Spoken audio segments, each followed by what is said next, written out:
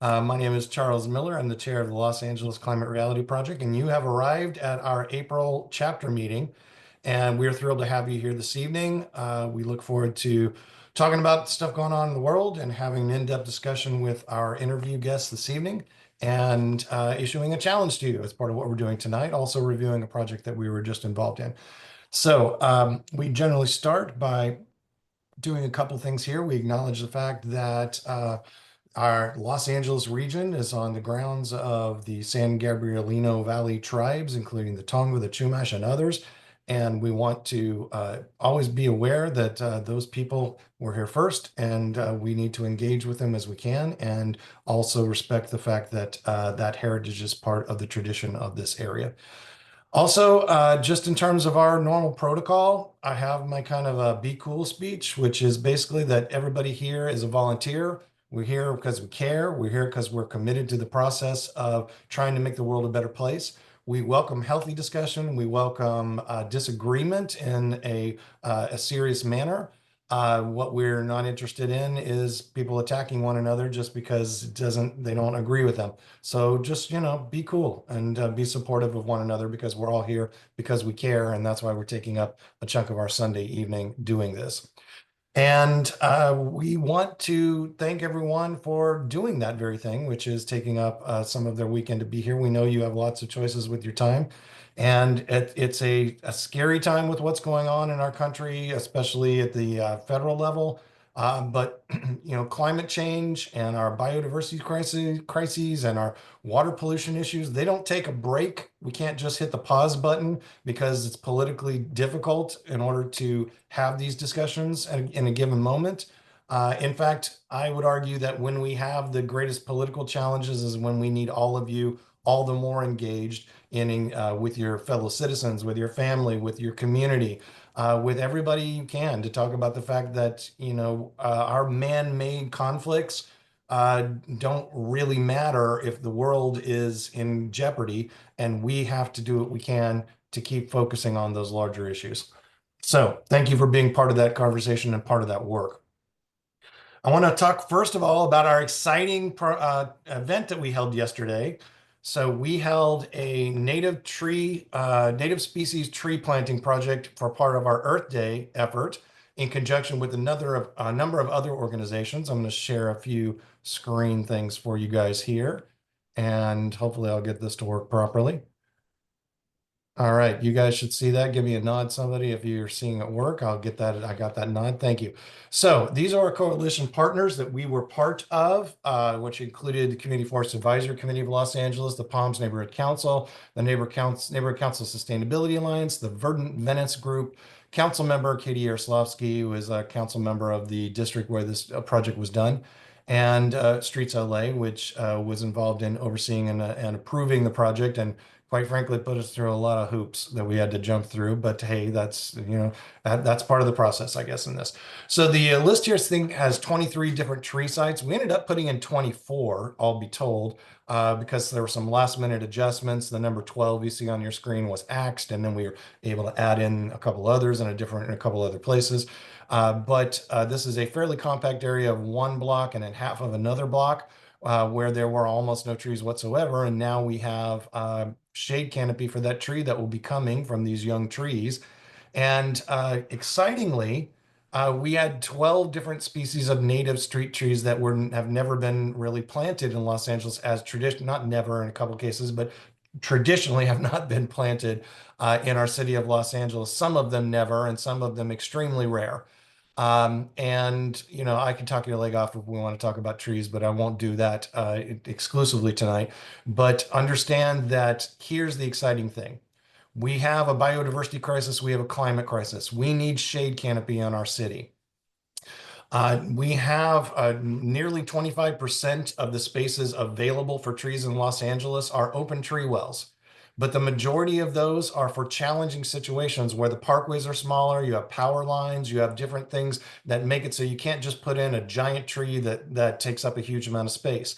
Well, the species that we focused on for this project are the exact native species that are right for those jobs. These were, for the most part, 4-foot parkways Half of this project was under power lines. So these were challenging circumstances for trees. And that's why picking these species that are appropriate and will fit into these spaces is a great way that we can offset the heat island index. We can add additional canopy for the city, and we can also address our biodiversity climate, our crisis, which we can only do with native species because they are the best equipped to help our ecosystem and connect the food web to our cities and not just plant trees that are isolated from the inner workings of our larger ecosystem and our watershed system and the things that we need to represent and promote in our work as climate advocates. And so I want to stop that part of the share. And now switch you guys to some action photos.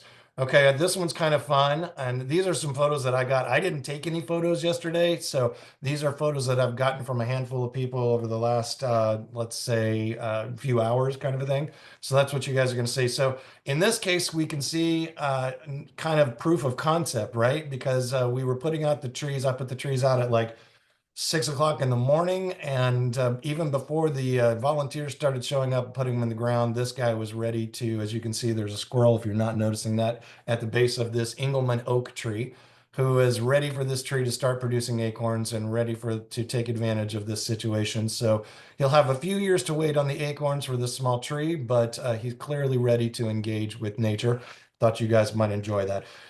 It did rain heavily starting at about 7:30 in the morning. Our partner group, Neighborhood Council Sustainability Alliance, brought air purifiers for people who were volunteers for the event and distributed those and gave them out. This is one of the few shots we have from the time it was raining. It rained from about 7:30 well into on and off until afternoon. So there were a lot of rain things happening during that time. Here's our buddy Andy, who is planting a red shanks tree along with volunteer Ryan Hampshead. And we have many, many, many different shots of this kind of thing happening. But that's just an example of one of the trees you can see off to the left side of the screen that was going in. Eventually, Mayor Bass showed up, and once the weather cleared a little bit, we got a chance to talk to her and just kind of hang out a little bit, talk about the importance of the project. She was very complimentary. Because we had a lot of political dignitaries interested in this project, and several did show up. We had Fox News 11 show up, and we were on the evening news last night. I don't know if any of you guys saw it. I didn't see it. I was told it generally worked out pretty well, and we didn't come off as terrible. So, hey, good for that. Here's another shot with the mayor. I'm the goofy, dumpy looking guy covered in mud there with the hat. In the yellow hat is the neighborhood council president for the Palms Neighborhood Council, Kay Hartman. Here we have Lisa Hart from LANCSA, and we have our guest tonight, the chairperson of the Community Forest Advisory Committee, which is Joanne D'Antonio, who we'll be speaking to later in our interview. This is the president of the Van Nuys Neighborhood Council, Kathy Schreiner, who's heavily engaged in climate work throughout the city, and she came by to speak to us. And so this is a raised area. This is not street trees at this part. This was at the end of the day. These just happened to be the photos that I had access to. So we had one development that had a raised bed with a lot of space there. And so we put in some native landscaping plants in addition to another tree in this raised bed. And here I was pointing at them and say, hey, look at this plant. It's super cool. You guys should like this plant, and talking about different names of the plants and things that were going on there. Here's some of the people putting in some of those plants.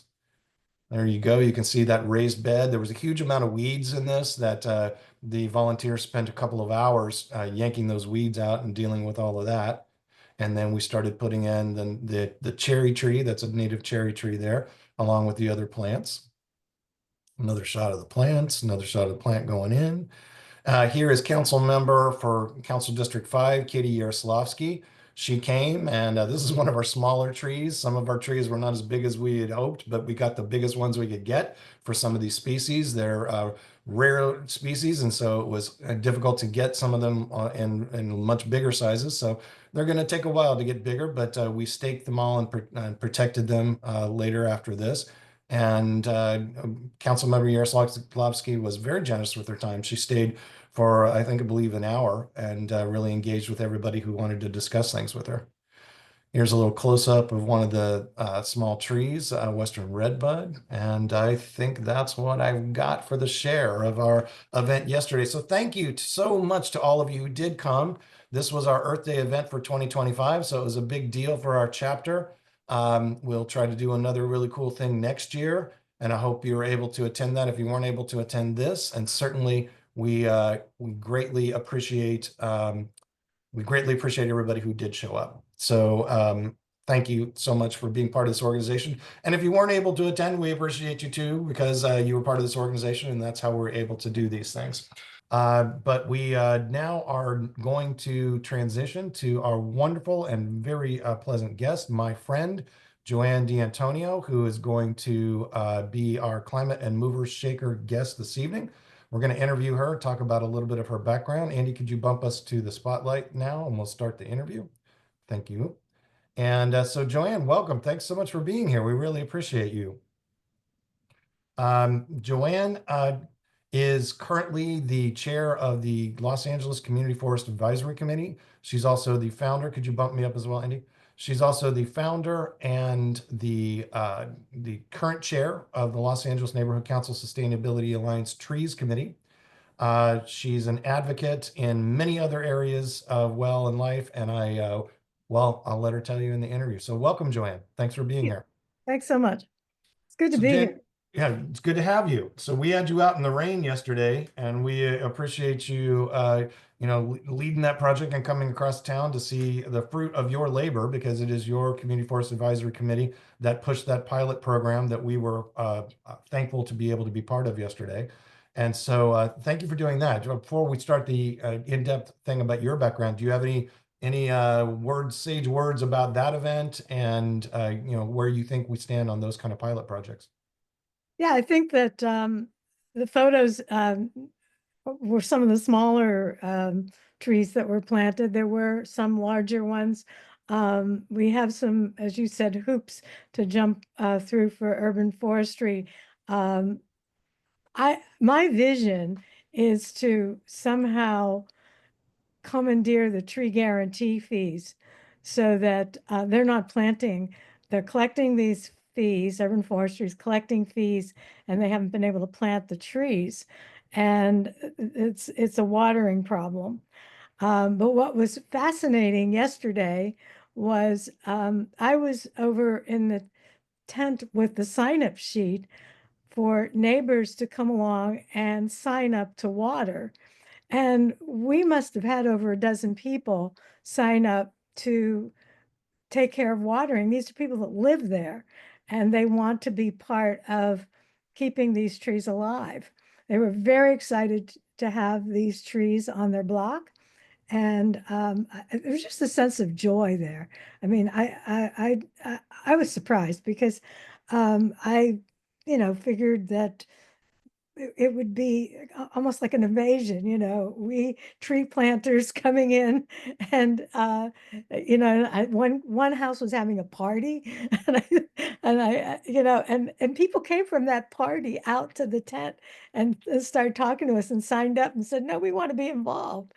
So it was great. It was very, Yeah. very interesting day. It was a great day. I mean, I was there early putting the trees out, and it started pouring rain, and everybody's sending me messages and calling me, said, we cancel? Should we cancel? It's like, well, the train has left the station. We're committed to the process. And then we ended up getting a great turnout of a lot of people coming out in the rain. And so it was very reaffirming. And I Rain share your stopped assessment of it. at some point, and then it got even sunny in the afternoon. But Right. um, one one great surprise was we weren't sure if the mayor was really going to come because she had another project that she originally said she was coming to this one, and then she went to Palms Middle School to deal with the tree planting there. And then I guess her PR person said, no, you can do this one too, or she wanted to, I don't know. But what was fabulous was that we have I don't know how many of you live in the hills, but a brush clearance notice was sent out that was very disturbing because it told people to remove certain species of trees that might be 30 feet from their home or their structures. And these included all conifers, acacia trees, palm trees, uh, Eucalyptus. eucalyptus. Yeah, and the Brentwood Homeowners Association went to the fire inspector and said, what gives here? You know, the state has not made these regulations yet. Why are you imposing these on us? We've never had to do this with these trees. Where did this come from? And he went, oh, he said, that's just for new construction. We didn't mean that. And meanwhile, I'm getting reports, you know, I'm connected to so many tree advocates throughout the city. I mean, the trees committee is over 180 people, and I'm getting reports that people were chopping down the trees. I mean, so when the mayor came up to me and I reintroduced myself because she's met me on other occasions, I reminded her I was, you know, chair of her trees commission, and she immediately got into the story of the trees downtown, and I feel so bad about them. And, you know, the tree chainsaw massacre that took place. And so I said to her, you know, worse than that are people cutting their own private property trees down this weekend because there are hundreds of dollars of fines promised by next Thursday if they don't have their trees cut down. And she looked at me like, oh my God, what's that? She said, I didn't even look at my brush notice.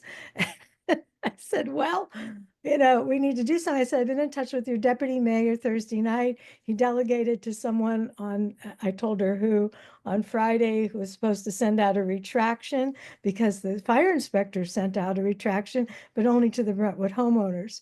So basically, um, getting it to her enabled me to contact the deputy mayor and said, the mayor knows about this. She wants this taken care of. So I, you know, said it very politely, but the gal that was supposed to take care of it wasn't in the office on Friday.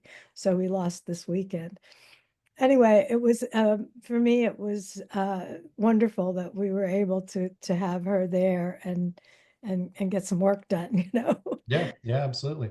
But So Joanne, I want to, the focus of this series is to try to provide some inspiration to people when we have people who are out there doing the work and have been heavy advocates for the environment and climate, and share the fact that they come from all different diverse backgrounds. We've got all kinds of people in this series, and they have all kinds of different paths to get to the point where they become advocates. Could you talk a little bit about you worked in the motion picture business, and just talk about your path where you went from your career and how you eventually became a leader in the environmental movement in the city. yeah.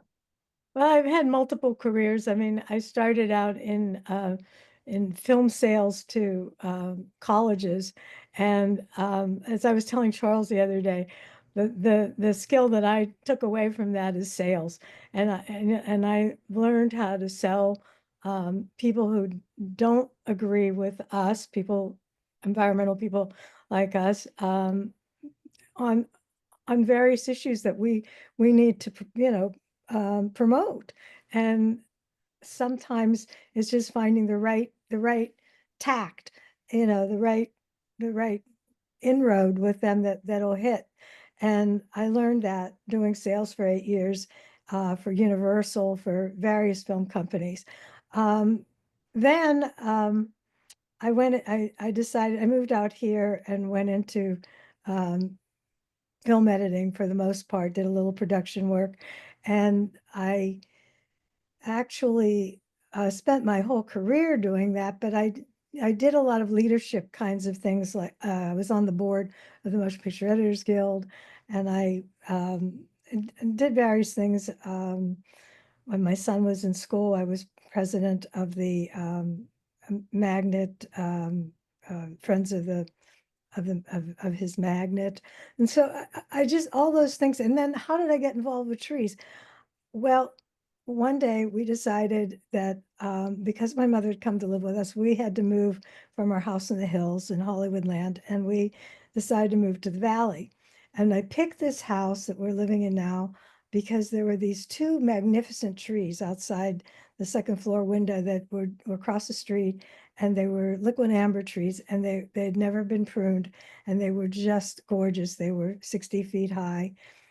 So one year I had to enjoy those trees, and then urban forestry came on Martin Luther King Saturday and started butchering. Well, they weren't really butchering, but it felt like it. They were trimming them.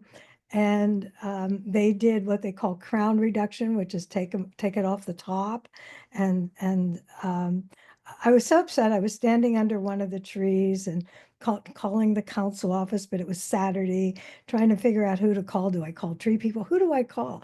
So I left a message at the council office, and I talked to actually the urban forestry people that were here, and I told them I was really upset. And then one tree that they really wanted to trim was half on my property, even though it was a street tree, and I was standing under that one, and I mostly saved it from being trimmed very much. So I talked to the council office because they called me on Monday, and they sent Tim Tyson over, who was at that time the supervisor for the valley, eventually became the chief forester. And I just became a tree advocate after that. I said, I'm going to speak up for the trees because they can't speak up for themselves. And I felt they had over pruned. And I found out that they pruned them that way because they were on a 30-year trim cycle. And so they had to prune a lot so that the tree wouldn't grow very much into the street so trucks could get by. And I said, this just doesn't make sense. And I just, I don't know. I was involved. I've always been involved with environmental things. As an editor, film editor, when I was between high profile projects, I would cut environmental documentaries. And I mean, I started out when I first came out here because of my sales ability. Um, right off the bat, within a couple years of being in Los Angeles, I was working on Empire Strikes Back, Apocalypse Now, Terms of Endearment, all these major motion pictures as a sound editor. And I didn't really even have a background in sound. I was just learning it as I went. And I did that with trees. I didn't have the trees or environmental science background, but I just figured out who could be my mentor. And I accidentally started the trees committee because Accidentally did. it was an accident, yes. What happened, I got invited to well, I got involved with the Neighbor Council Sustainability Alliance, and they had a meeting in Reseda, and they asked us to take a piece of paper and write the thing that we were passionate about. And I wrote trees on it, and they said, okay, put it up on the wall. So I put it up on the wall, and the next thing I know, they said, anybody who's also interested in any of these topics, write your name on that sheet of paper. And five other people signed my sheet of paper. And then we divided into groups. And Laura, who was in charge of the NCSA at that time, said, okay, you're now working groups and maybe you'll be committees. And and so we knew we could meet on Skype because everybody was from a different part of the city. So we decided we'd meet on Skype. This was way before Zoom. It was a 2016. And we just said, okay, we'll, and then I said, invite other people that you think care about trees. And then I remembered that I had met at a previous NCSA meeting, I had met Diana and Diana Nicole, and I realized that because she's an environmental horticultural person, works in that field, that she could tell me what I needed to know because I suddenly found myself in charge of a committee without the knowledge base that I should have, and hours on the phone with Diana. And she basically trained me so that what I learned, I mean, she was in touch all the time with Travis Longcore, who is a scientist at UCLA, an environmental scientist. And with all that information, and then she discovered CFAC. She said, I found this group. And she said, I can't believe this group exists. And so she went to a couple meetings and she said, you got to come to this group. So I started going. And once I went, I never missed but one meeting because I was sick. And from 2016 until now, I've been at every meeting, even the day my mother died. I was always at the meeting because I was chairing it by then. And I just knew that, my mother would not want me to abdicate my responsibility. So I chaired the meeting on Zoom that day. But it's just it's just when you feel strongly about something, then you learn what you need to know. And I think that's the point of this long. Right. And I think also, I think that one of the lessons that jumps out to me in what you said is um, if you are being an advocate for one of these issues, you don't have to learn everything that needs to be learned before you can actually speak up for it. And more importantly, the key element of being an advocate is not knowing everything, but knowing, making acquaintances and networking and finding access to people who do know all the answers to all the different things. So then you, as a networking person, become the advocate who connects the dots and persuades other people, and I think quite effectively, by not necessarily being the most credentialed expert in the world, but being connected to all those people so that they're specialized in their silo and your talent is to connect people and share the message. And the way I actually got to meet everybody was kind of a minor miracle. I with that trees committee, the liaison before you were liaison, Charles, was Shelley Billick. And she was there that first day with the 5 people. And she was assigned to be the board member from NCSA, LANCSA, who would connect with the trees committee. And I think that day we were one of 2 that became actual committees, not just a working group. And um, I told Shelley that I had been to a CFAC meeting where these 2 gals from City Plants had gotten a huge grant from CAL FIRE to take to put together citywide representatives to be the first step toward an urban forestry management plan. And one of the things Diana Nicole had told me was that we're getting nowhere unless we get a tree inventory and unless we get an urban forestry management plan. And I said, well, if this is the first step and the city people were going to get paid to be there from the city. Not people like me that are volunteers, but people that their work time would be reimbursed to the city. So the head of urban forestry, the head of rec and parks, um, the people from every which city department that touches trees. There were 80 of us in that working group. And we met for a year, once a month for 2 hours at City Hall. And how did I get on it? Because I said to Shelley, we really ought to have an NCSA representative on it. And she said, absolutely. She said, ask. So I asked, and 10 minutes later, the email came back from City Plants, and Liz Sarek said, yes, of course, be on the working group. So first I sent Diana because, I felt I didn't know enough. And Diana said, oh, no, she said, this isn't really for me. You do it. And so I went from every meeting after that. And what happened was I became friends with all these different people. I would find myself sitting next to people from urban forestry, to people from, every which other CFAC members. And that network has served me very well. I think that's why I can be chair and know what I'm doing. That brings, I have a question for you on that. And I think it's something you do particularly well. So I'd be interested in your perspective on it. Um, One of the things that I sometimes feel that I see happening in the environmental movement is somebody who's coming at it from an outsider's perspective and is pushing for something that seems really clear and important, then gets involved with people who are part of the system that's preventing that change. And they become friends with those people, and that they're legitimately friendly, and that's all good. But those people often have 100 reasons why they're not going to do anything differently than it's been done in the past. And I see sometimes advocates get co-opted by that system, not intentionally. It's a gradual process, but they, by simply becoming friends with these people and valuing things they have to say, they start to adopt the positions of the inherent barriers that are in place. As Can you talk about how you maintain that balance as an advocate? Well, I saw it when I first went to CFAC. I mean, it was just horrible that it's not the CFAC that you belong to right now. It was all people that had been co-opted, and they were convinced that urban forestry would behave better if they just had more money. And so all they did was look for more money for pruning.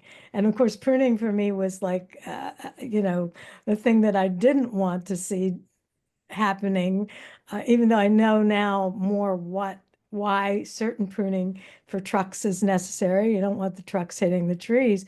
But I think it's important to find out the reason that they are, have that position. Why was there a 30-year cycle? And I keep pushing them to, now that we're on a 17-year cycle, retrain people so that they don't I trim. want to jump in because a lot of these people don't know these trees issues. So when she's talking about cycles, she's talking about the years between when urban forestry trims a street tree. And so, and the reason they prune the tree is well, there's structural reasons for tree failure, but there's also like she's calling clearance of vehicles and things like that. And part of the issue here, correct me if I'm wrong, Joanne, is that oftentimes because the cycle is so long, so much longer than it really should be, they grossly over trim a tree and it jeopardizes the health of the tree and you lose all the benefits of tree canopy from a tree. Many of you have probably seen examples of that where you've seen a tree that looks like it's just cut down to sticks. And so that's kind of what we're talking about is one of the major issues you're talking about. I apologize for interrupting, but I wanted to make sure Yeah. people understood that. Yeah, urban forestry won't cut it down to sticks. If you see that, usually that's something that of private property, usually parking lots do and apartment buildings. But when you see trees thinned out, that's sometimes urban forestry. And I keep harping on telling them don't thin out the trees.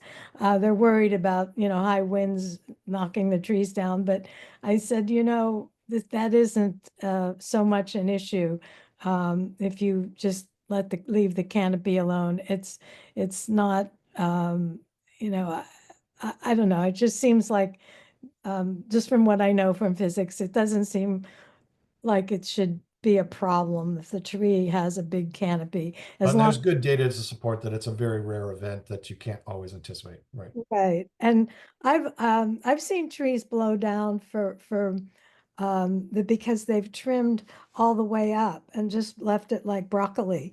And so you have this trunk where all the side, and usually that's a property owner that'll do that to a street tree.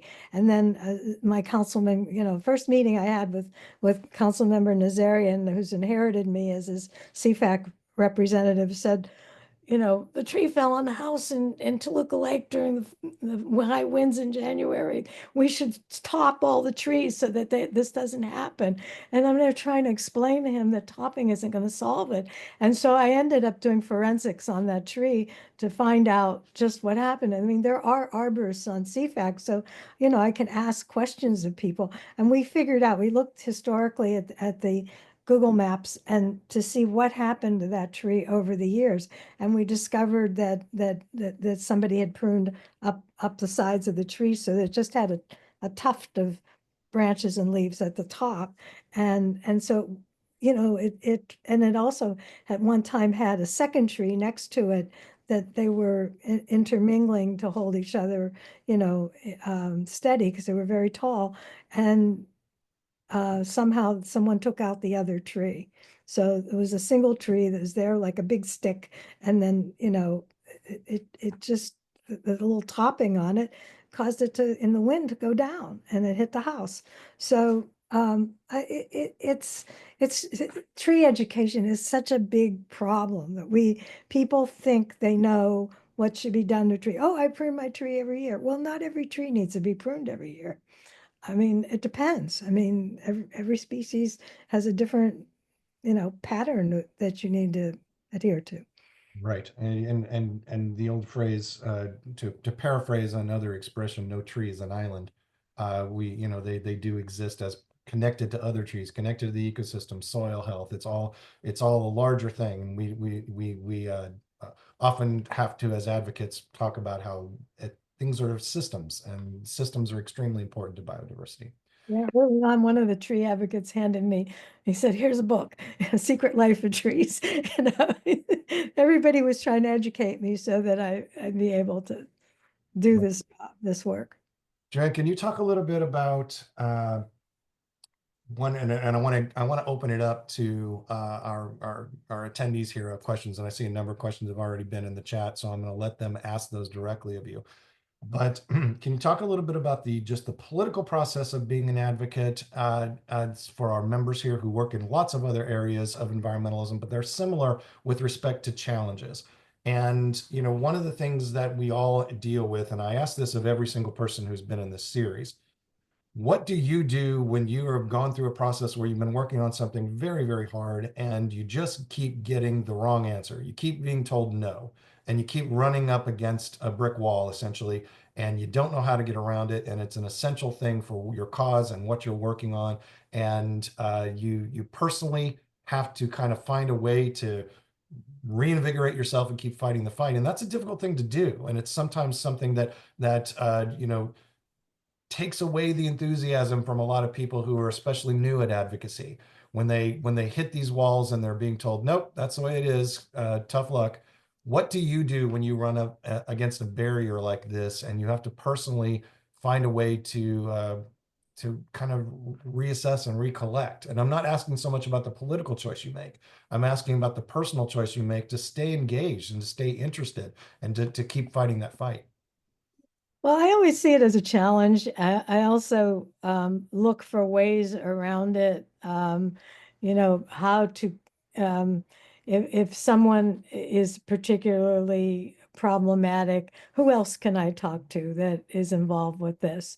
Try to find other people that I can win over. And sometimes I even just go down the totem pole. For instance, we had some trees over trimmed not too far few blocks from me by urban forestry. This was several months ago. And someone reported to me that the tree trimmers were there. And I went there and I realized that they had over trimmed half the trees and they were going to come back the next day. The next day, in the meantime, I contacted urban forestry. I contacted the area supervisor and they agreed to not trim the next day and asked me to come meet with them, with a local person from UFD. A couple of days later, they rescheduled, and when they came, um, we talked about all the trees, and actually I get along okay with them. And we talked about why they were over trimmed. But later, I found after they decided they got called to something else and the cherry picker guy was still there and he was sitting in his truck doing nothing. And I decided to go talk to him. So we're And I not talking about people who are there to actually pick fruit. We're talking about people in those big cranes that have the little one man kind of station that goes up, just so you He guys are. goes up and he Yeah. chainsaws the top branches, which really shouldn't be chainsawed. That they need to leave that canopy, and they had removed some of it. These were very tall trees. So, I can understand the 14 feet for the vehicles, but when you get above that, so I went and gave him a talking to and said, in a nice way, I introduced myself. I said, I'm a chair of the city's Community Forest Advisory Committee. I gave him my card from my neighborhood council because we were in pretty close to my neighborhood council district, just over the line. And I said, I said, I know you feel like you need to do stuff, but sometimes less is more. I mean, we really need that canopy for shade. And I know you feel like you're not doing anything unless you're cutting this stuff off. And I said, if it's green, you don't need to cut it. And luckily I had a credential, I'm a commissioner, so I'm head of the commission. And so he respected that. He really, sometimes you have to get yourself. I mean, I went from just complaining about the trees across the street from me in 2014 to now being chair of the commission that I went to and went, oh my God, these guys are out to lunch. And I actually, Shelley Billick and I worked to change the members of that commission. We added people as people attritioned off. We added people that we thought would make good commissioners, and that way we have a force. You have to create your own little army of people that have, I mean, I learned from Charles, but I also know that he's going to be a good warrior for the kinds of things that I believe in. So I, you know, encourage finding others like you to work with you and also get the information from the scientists. I mean, that's the other thing. We have a new, I haven't sent it out yet, but we have a new thing about clearance that is all science. And I think you have to kind of show that, it's like showing your work. But I don't know. There have been times when Diana and I have been ready to just move to another city. But one thing that I experienced was where I used to live under the Hollywood sign. I was safety chair of the homeowners association, and we had a horrible problem with tourists with GPS finding it and coming up there and setting fires and driving badly. My son didn't want to learn to drive. I mean, it was really scary up there. And so I left. Even made a film about how bad it was. Showed it to everybody that we could in city, the councilman, the people running for city council, city attorney. We were getting, we just had a really hard time getting anywhere. But we actually did make some progress. So when I moved here, I mean, I just needed a bigger house because my mother moved in. It wasn't just because I was running away, but I was partially running away. And um, we then it caused me to become a tree advocate. So I found a new cause. I mean, if you're a person of causes, I was a cause up there for safety. Now I'm a cause here for trees. I mean, people that have passions for, making things right, you just keep doing it. I mean, when I think about throwing in the towel, I remember that no matter where I go, I'll find some problem that I'll end up fighting for, and I'll have to learn a whole new set of things to fight that problem. So, but also, you just can't be afraid to introduce yourself. As soon as Mayor Bass got elected, I found out her deputy mayor for infrastructure. I wrote to him, I introduced myself. Now he always answers my emails. I mean, and so now I have an in with somebody really important. And I wasn't chair of CFAC at that time. I just, I found he had a great bio. He's very intelligent. And I thought, this is a guy. I think I can work with him. That is the most detailed answer I've had to that question, by the way. But it's but I got a lot of good meat in it, and so I appreciate it. Thank you. Um, Long-winded, I'm uh, sorry. what's that? I'm long-winded. Well, no, you're heavy on detail, and that serves us well in many cases. So, I want to open it up to the attendees here. If you could take us out of the spotlight, Andy, and we'll have some questions from some of our attendees who I know are interested in engaging with you. Um, Anybody want to raise your hand for a question? We can start with Jeannie. I know you put a question in the chat or a couple questions in the chat. Would you like to start us off here? Yeah, I just I don't know. I really share your concern about trees and the way they're trimmed because and I grew up in Minnesota and I'm just used to having a lot of trees. And like when you see a tree being cut down or cut the way it is trimmed, it's very disturbing to me. I don't know. I walk down the street and I see these trees that are just chopped off the top. They don't hardly leave any green leaves on them.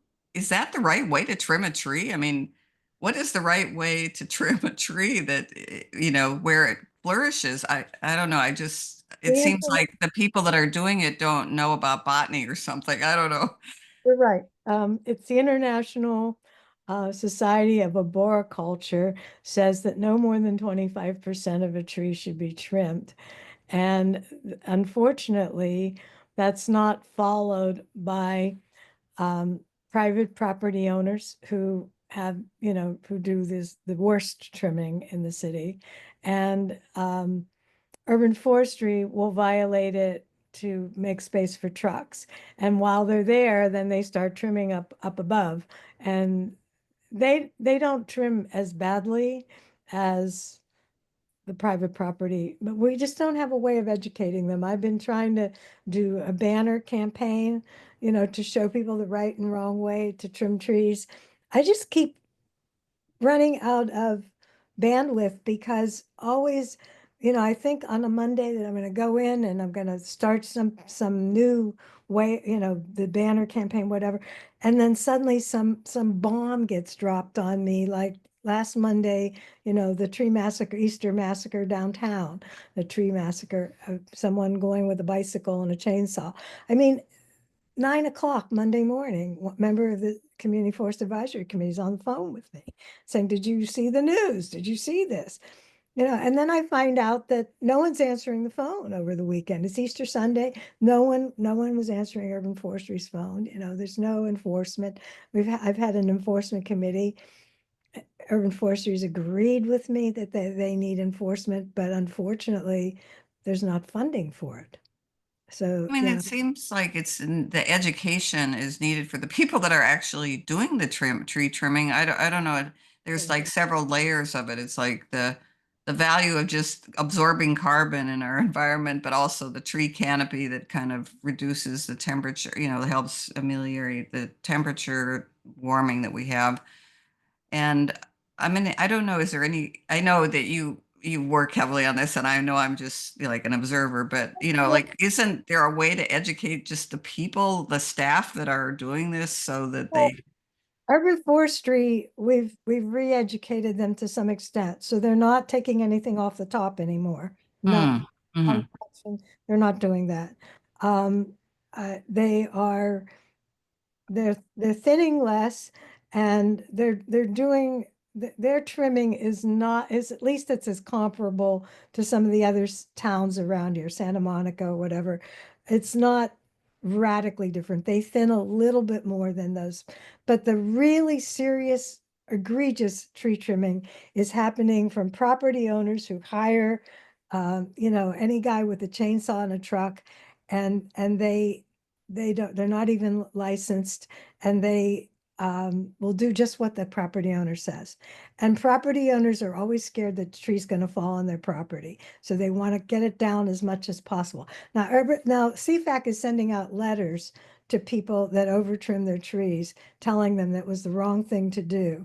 We've been sending these letters. Urban Forestry gave us their blessing to do this, and I even sent it to my neighbor 2 houses down because she cut her pear tree way down when it was people that will cut their trees when they're dropping leaves because they don't want to pick up the leaves. They figure, well, if I cut all the branches off, then I don't have to pick up the leaves. I just, take away the branches, and yeah, most of the time the leaves come back. But what happens is what people don't understand is if this is the tree trunk and I'm at the tree branch and you prune it here, what's going to happen is that whole fanning is going to happen of sprouting out, and it's going to actually ultimately make the tree heavier.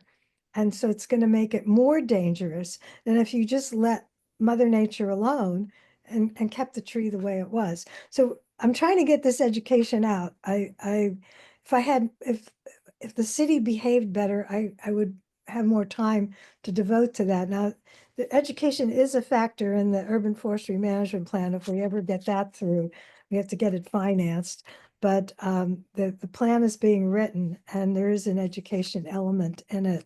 I think we need to have people licensed to touch a tree, to tell you the truth, but property trees are kind of a free-for-all right now. Joanne, I want to jump in here and make sure we get a couple more people an opportunity to ask questions. We have also, I want to point out that Narit Katz put a link in the chat, which has a great, just kind of some basic ideas from the organization Tree People on questions to ask somebody who might be doing tree trimming if you're hiring a professional. Those are kind of a very good starting point, making sure you get somebody who's less apt to do damage. But Narit, you have your hand up. I want to point out this is, I believe, the first time where somebody who is a former guest in the Climate Movers and Shakers series is asking a question of a current guest in the Climate Aw. Movers and Shakers series. So, Well, thank if you for that acknowledgement, Charles, and absolutely. thank you for organizing. Mostly I first just want to start and thank you, Joanne, for everything that you do in advocating for urban forest. It is really impactful, and just appreciate all of your advocacy and activism over the years. Um, I wanted to kind of chime in on this topic with the tree trimming and just note that in addition to the harm to the trees, I wear many hats, and one of them is co-leading a raptor study here in LA. So we track nesting hawks and owls, and consistently have impacts from tree trimming. People and the companies they're working with don't know that it's against the law to remove active nests. And actually, it's against the law to remove any raptor nest because they do reuse over year. So we consistently lose nests to trimming, and it's just very challenging and frustrating. So mostly just wanted to chime in and say, really appreciate everything that you do. And hopefully we can continue to advocate and educate neighbors about trimming and the best times to trim. There's also some great guides on bird-friendly tree trimming, et cetera. So I can add some more links in the chat. So I don't know if I have a question. Sorry, I mostly just wanted to express my gratitude and chime in on the raptor side. Oh, and my gratitude to you for, as a DWP commissioner and getting the native tree planting done with DWP. Nurit, I just so admire your work. So Thank you. pleased you're here. And I think it's also important that I take a moment and just emphasize for those of you who are not really focused on trees as part of your advocacy, this is very connected to the very core purpose of this organization. Trees are the single most cost-effective way to offset the heat island effect within an urban environment that comes from climate. So it is at our core mission right here. And you want that canopy to be as big as possible. And so the subject of tree trimming is germane to all of this. It, of course, affects biodiversity, whether you're talking about habitat for nesting, like Nurit was just referencing, certain species. We want to emphasize our native species where we can to support the larger ecosystem and the interconnections of all the elements of the fauna and flora. And it also is an extremely important of just human welfare and quality of life in our urban environment with respect to that shade being, things that improve people's lives. They bring green into the city, makes us all feel better and happier hearing songbirds. The things that we gain from trees are right up the alley of all the reasons that we're working on climate. And they're at the same time, they're also offsetting a lot of the pollution that we're putting in the air. And so as we're busy fighting to not make more pollution, we also need to promote the things that mitigate the harms that we are already creating. And so trees are right in that alley. And I think it's important that everybody understand that that's hugely right on message for us here. We have time for one more question for Joanne from somebody. Would anybody else like to jump in with something? Don't leave me hanging here, folks. Is there a question in the chat? Yeah, there's usually several in the chats. Andy wants to know if trees if you could talk about the role trees play in water retention. Well, yeah, that's very important because they mitigate flooding. I mean, that's a serious problem that we face in the city, and this I just have been reading Mike Davis's books, and I know I'm kind of late to the game reading them, but we're very prone to floods here, and the more trees we remove, I mean, our aquifer has not been replenishing the way it usually used to, and I think that's because we've been paving too much. And usually we're paving because we've removed trees, and people make parking lots in front of their front yards and instead of their front yards. I mean, it's illegal, but there's no enforcement. I mean, it's kind of the Wild West here. We need more enforcement, but Right. And to your point, Joanne, I think we can think of, if you think about the vertical nature of a tree, trees and our native species that evolved in our ecosystem are particularly good at this, but trees in general are like these straws we're putting all over the city. So when we do have wet weather event, they are mitigating against all of the flood issues by being able to slurp up a lot of that water and then retain it and keep it instead of it just washing out to the ocean. And it's extremely important in that respect. As a water issue. It's a big part of the water ecosystem is the tree life we have in the urban environment. So, okay. Thank you so much for being here tonight, Joanne. You gave us all a lot to think about. We really appreciate your advocacy. We appreciate that you and just have this kind of bulldog determination that I've experienced firsthand many times. I have to tell you guys on the project we just had yesterday, as of just this week, there was somebody who said, we're going to fight this. We don't want you with your crazy trees here because, well, one of the reasons that we were supplied with is that if we plant trees on 4-foot parkways, we're going to have a bunch of tent cities of homeless people living on 4-foot parkways. I mean, just arguments that don't really bear out to any scrutiny. And Joanne, I asked Joanne for a favor and she talked to that person and talked him off the ledge. And that person ended up supporting the project going forward. And that's a big part of advocacy. You have to, hold the hands of people all the way through the project. And so that's just one example of the good work that Joanne's doing. So thank you so much for being here, Joanne. And we greatly appreciate you. I think you're muted. You were talking there. You have time for one comment? Sure. We have time for one more comment. Please, you give us the closing words on your interview.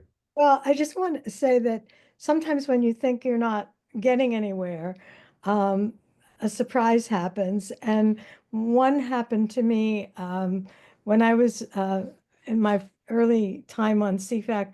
We made a comment to the sidewalk repair program because they were going to take out 12,000 trees.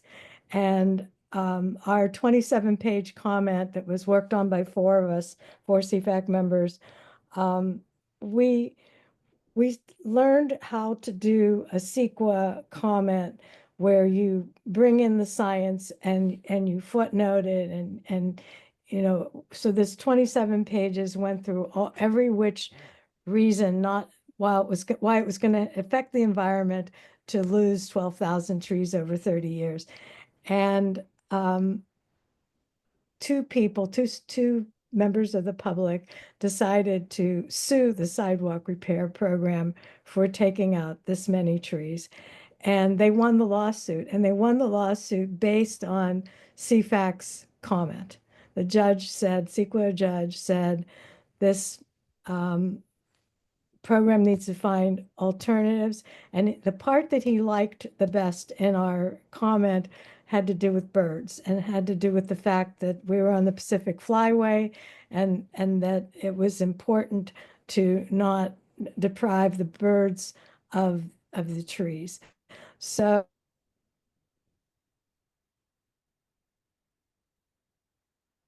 Looks like Joanne froze on my screen. How about you guys? Okay. change of policy. So, but interestingly, when I first got on CFAC, I got myself the representative to the Community Advisory Committee to the Sidewalk Repair Program, and we meet quarterly, and I was able to get to know the project manager, and she's always proud of the fact that they're removing way fewer trees than they ever expected.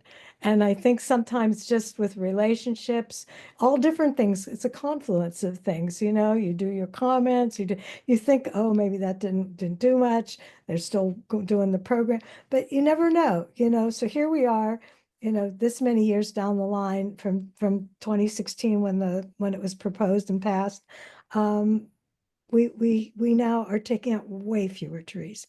So it's and I've talked to her, the woman in charge of the program, and she's very proud of the fact that they take out fewer trees.